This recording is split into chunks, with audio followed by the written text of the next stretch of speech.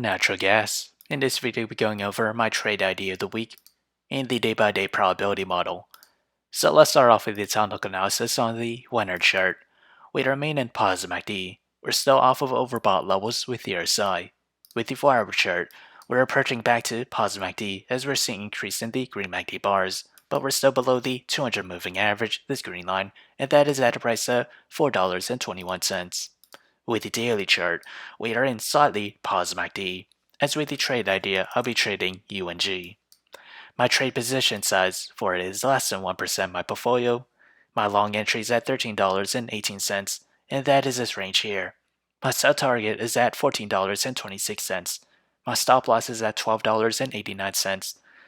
As if I were to open a short position, my entry is at $14.72, and that is this range here.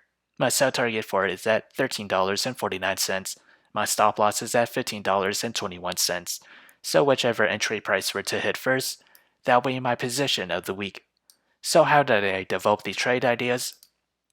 It all comes from the day-by-day probability model.